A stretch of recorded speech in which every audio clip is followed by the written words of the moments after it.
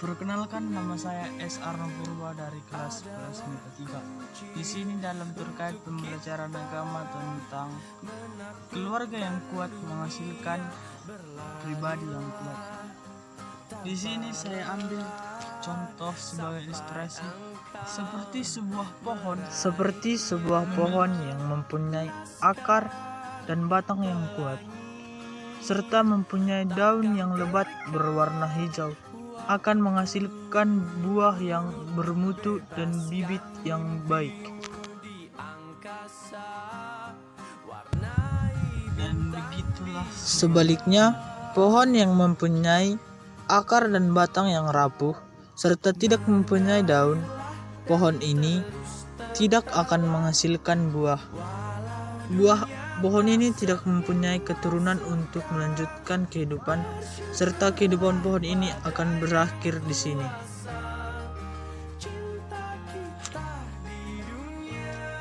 Sama halnya seperti yang tertulis dalam Alkitab, yaitu yang tertulis dalam Matius bab 7 ayat 24 sampai 27 yang berbunyikan, "Setiap orang yang mendengar perkataanku ini dan melakukannya, ia sama dengan orang bijak yang mendirikan rumahnya di atas batu. Kemudian turunlah hujan dan datanglah banjir. Lalu angin melanda rumah itu, tetapi rumah itu tidak rubuh sebab didirikan di atas batu. Tetapi setiap orang yang mendengar perkataanku ini dan tidak melakukannya, ia sama dengan orang yang bodoh yang mendirikan rumahnya di atas pasir. Kemudian turunlah hujan dan datanglah banjir. Lalu angin melanda rumah itu sehingga rubuhlah rumah itu dan hebatlah kerusakannya." Dari nats Alkitab tersebut kita dapat mengambil suatu hikmah dan pembelajaran. Seperti orang bijak yang membangun rumah mereka di atas batu yang kokoh, sehingga waktu datang hujan, banjir menghantam rumah itu, tetapi rumah itu tetap berdiri tegak dan layak untuk dihuni. Begitulah mereka, keluarga yang mempunyai pondasi. Walaupun mereka diuji, di saat mereka mempunyai masalah dalam keluarga mereka dapat menyelesaikannya, dan keluarga mereka dapat berdiri dengan kokoh untuk melanjutkan kehidupan dengan bahagia.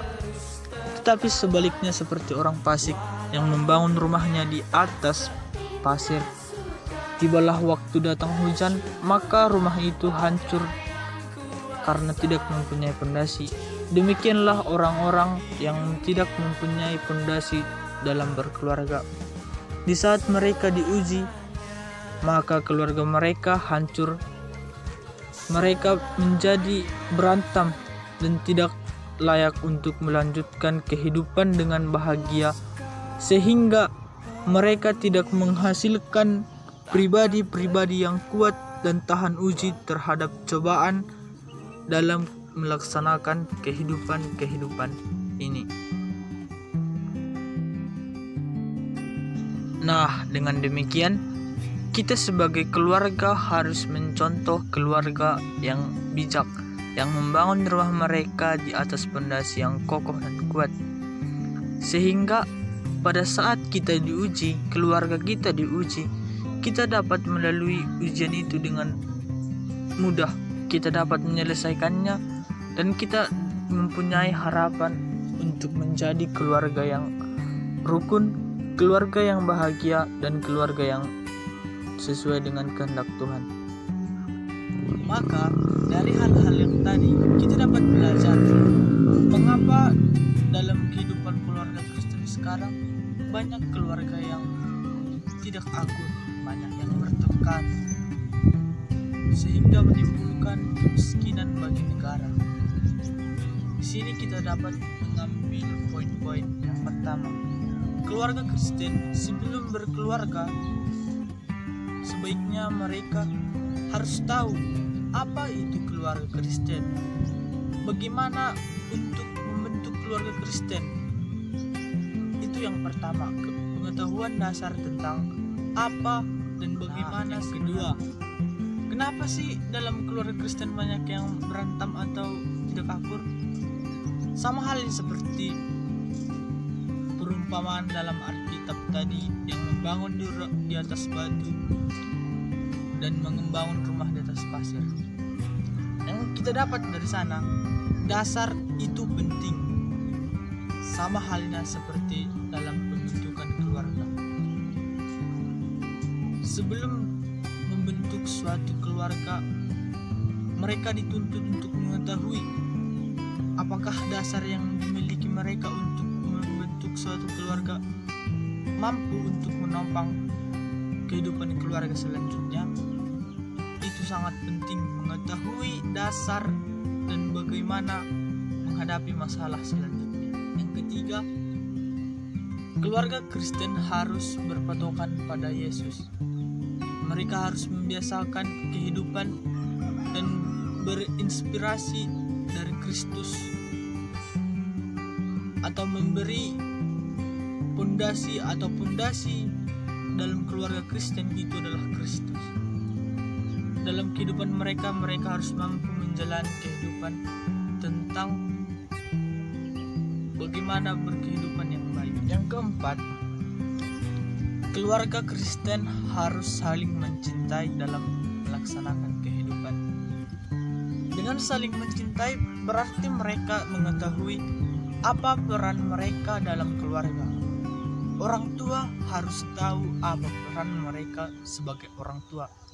Dan sebaliknya anak juga harus mengerti bagaimana bertindak sebagai anak, berperilaku sebagai anak, dan apa kewajiban-kewajiban yang harus dilaksanakan anak.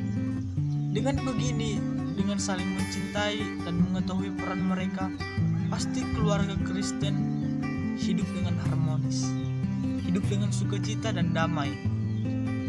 Kelima, menurut saya yang penting adalah keluarga Kristen harus saling membangun.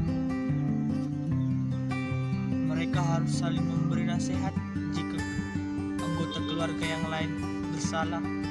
Mereka saling menghargai pendapat dan mereka dapat saling memberi hal-hal positif yang dapat membangun semangat dari keluarga mereka.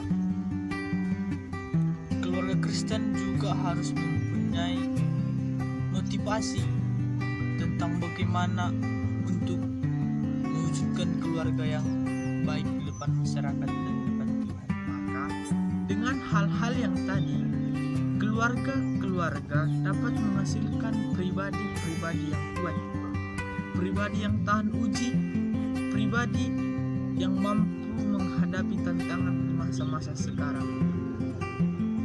Dan dengan demikian, keluarga dapat hidup dengan harmonis dan nyaman.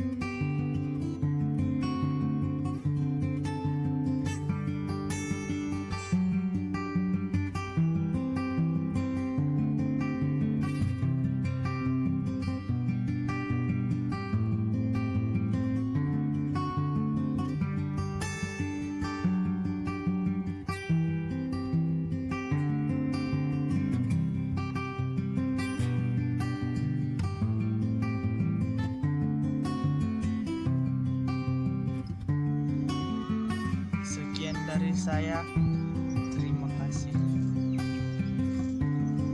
Sekian dari saya, terima kasih.